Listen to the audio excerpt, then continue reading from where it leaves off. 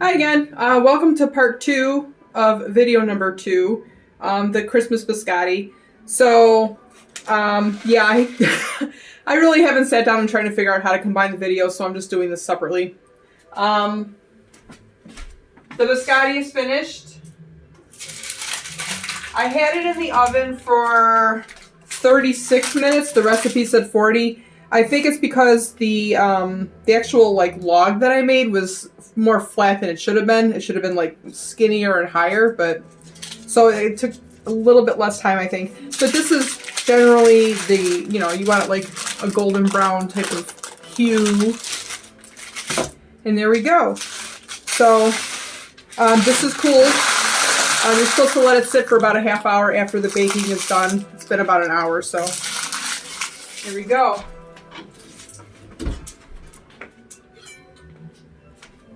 We're gonna cut into this, and then we're going to put the white chocolate on there.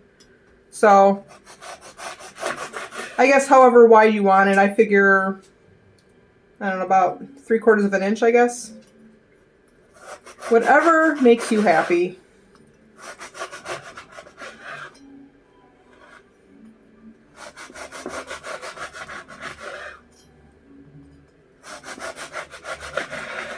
So yeah, these pieces are a lot bigger than they should be. A lot wider, I should say. But you can always like cut them in half too to make smaller pieces. Which is probably what I'll do.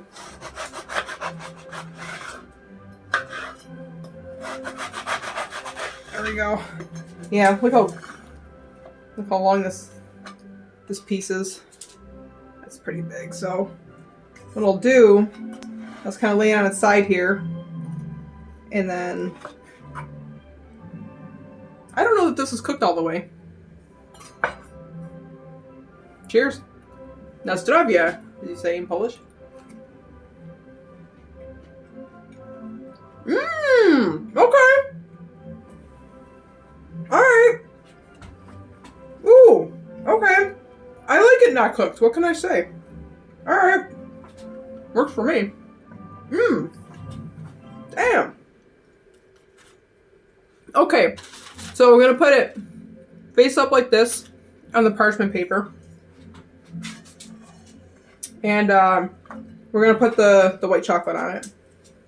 Again, the recipe says to dip it in white chocolate and put your little sprinkles on. You do it however you want. I don't like the dip.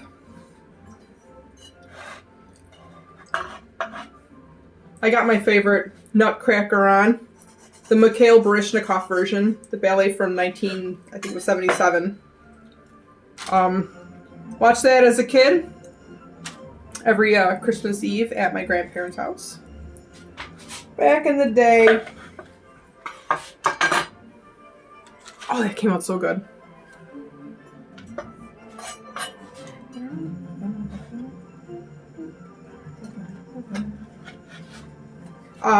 Some years ago I had gone to see, they had I don't know how to pronounce it, but there was a local ballet that did the Nutcracker Suite and the Buffalo Philharmonic played behind it.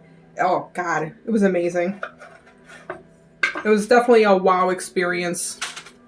If you ever get a chance to go to your local Philharmonic or whatever, a live orchestra, just do it. It's really a different experience. It's different than listening to classical music or whatever on a CD or digital, whatever nowadays. It's magical. So here we go. These I'm not going to frost.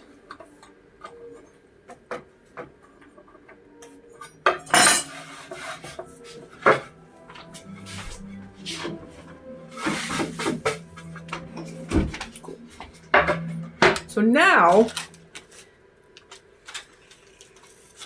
I already melted the white chocolate, but you just melt their little wafers. So this is Ghirardelli, but this is all I had. Like there was nothing in the bulk bins. I usually get just like a small, like 1/4 cup, but this is all that was available. So I got this, but you can get it from whatever section. Melt it per the directions, the instructions on the back, and there we go.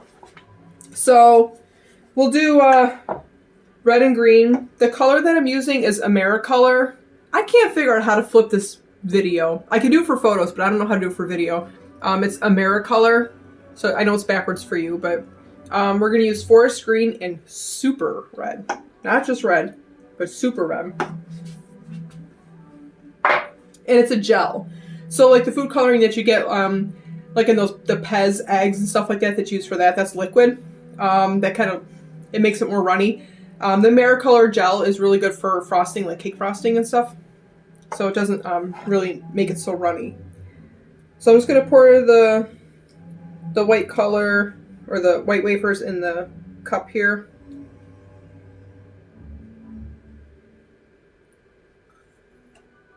And then we're going to add, you really don't need a lot. I mean, with the gel, I don't remember with the liquid, but with the gel you need just a squirt. Just one little drop will do. I don't even think we'll need this much chocolate, but this is how much I melted, so this is what we're going to use. Okay. So, did I open this yet? So forest green will be our first color.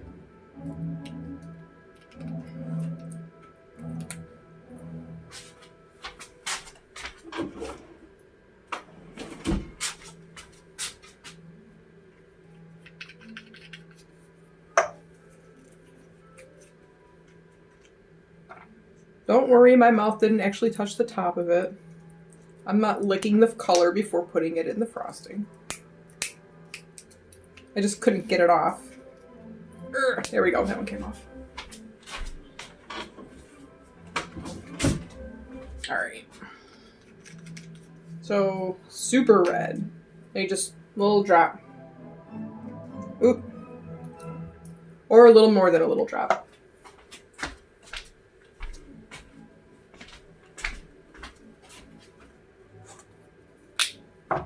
And then just take your, like I said in my last video, I have like this obsession with little mini kitchen utensils. So I'll take my mini spatula here and just, I don't know how much is showing up on the camera, but here we go.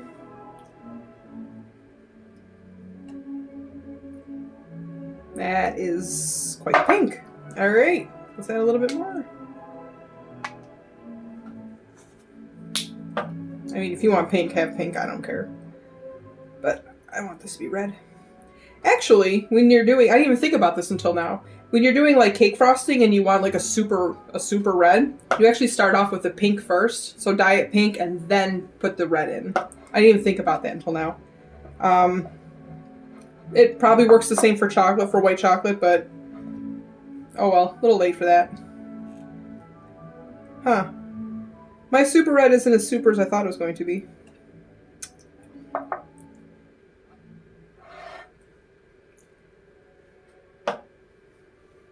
That's bothering me. All right, let's try chili pepper. Chili pepper red. It's a little deeper, more of a maroon-ish kind of color. Is it like my walls? A little bit. It's a little bit like my walls. I don't know how much of that comes through on the video, but it's a reddish brown, maybe?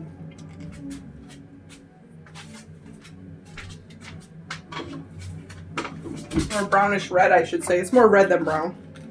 Let's try that.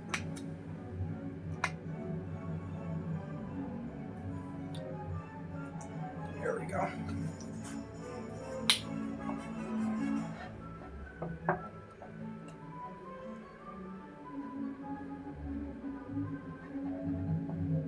Wow, this is coming out a really ugly color. Maybe I'll just do green.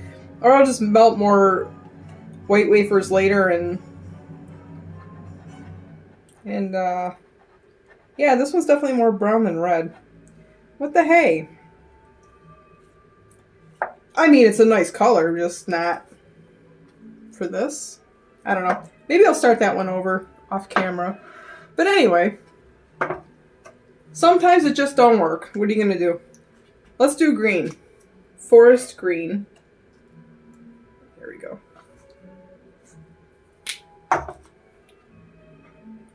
Ooh, that's a pretty color. Ooh, very foresty. You see that? It's pretty.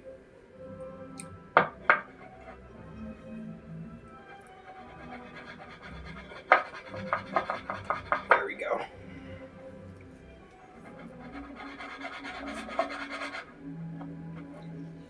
I mean, for desserts, I guess you could use more vibrant colors. This is just what I picked. It doesn't look as vibrant as it does in the cap, but it does look foresty, so the description isn't lying. It is a forest green. It's okay. I like the muted colors. It's alright. So, now you can use a Ziploc bag and just cut the corner off and dump it in there if you want. If you have pastry bags, you can use that. Fold it down. You've never used couplers before? This is the coupler. You put that in the bag.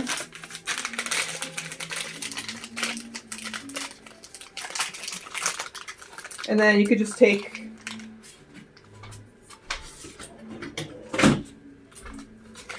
scissors and just like kind of clamp down on it and twist. And then tip the plastic bag just comes right off. Pull it down a little bit. You want to line up the plastic with the threads. And then you're going to secure the coupler with the little cap thing here. No, you're not. You're going to put the tip on first. So this is a Wilton number 5 tip, just the round one. You put that on, and then you put the little screwy thing on. Cool. And, hold the bag down like this. You can put it like around your hand, kind of hold it. Some people use cups. You can like put it in a cup and put this over the sides of it. That works too. So you have both hands free. And then you can just scoop the stuff in here or pour it in there, however you want to do it.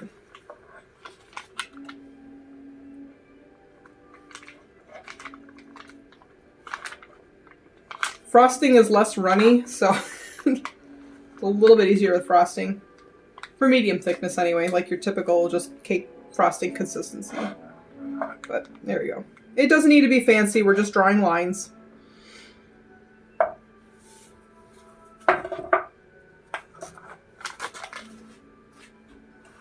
Okay.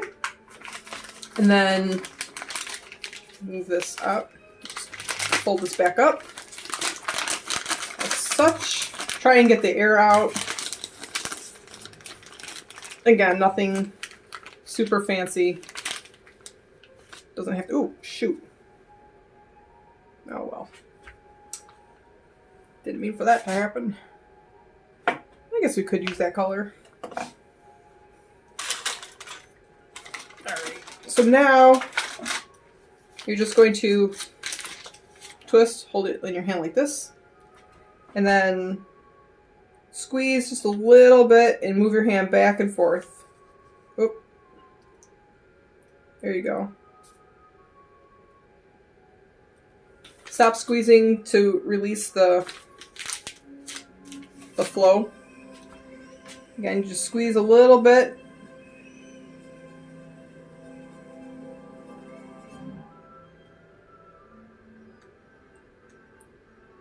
Here we go. And this is what I was talking about. You just need a little bit of white chocolate. Unless you're a super white chocolate fan, then load it up.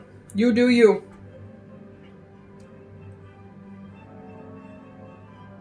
There we go. You can draw, you can even put like regular frosting on here and pretty like tree designs and stuff like that. For this particular dessert, I don't use regular frosting. The white chocolate does taste okay with it in moderation. There. More.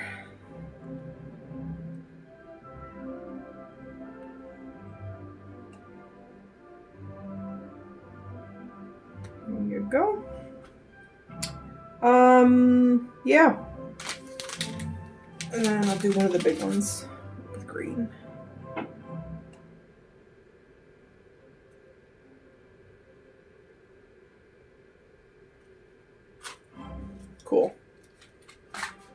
So this is what it looks like. There you go. And that's pretty much it. You can do whatever designs you want on it.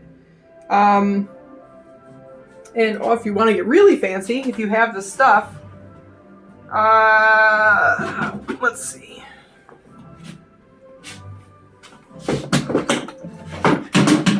I don't know if I still have it anymore. There's you can use like a pearl dust or a luster dust. Comes in these little tubey things. I think this is Wilton brand. So what you do is you just take, you can, I guess any brush that you have. I have these brushes, like mini paint brushes, but you know it's designed for cakes. You just kind of, yeah, I can use this one. So you have the brush here, and you would just dip it in the jar, in the container, and then like just flick your finger over it. So let's just use, it helps when the frosting is still wet because it'll stick to it, but, well, it's not even frosting, it's chocolate, so I don't know. So you just dip it in the container like this, and then you can like hit it on your finger like this, or you can just flick it and it'll sprinkle it on there if you want to add a little shimmer to it or something. So yeah, this is the finished biscotti. And pretty, oh, well, now this countertop is nice and sparkly. Yeah, and I got gold. There's different colors that they have. Not all of it's pearlized. Some of it's just like that regular normal color. Not normal color, but you know what I mean. It's not shimmery. Get like little snowflakes and stuff. I mean, it's whatever from there. From there, it's just you. Or you could just leave it plain. I mean, it was really, really, really good plain. So there we go. So if you have any questions, leave them in the comments. If you have any other ideas as to stuff you'd want to see, leave it in the comments. And all right, have a good night. Oh, wait.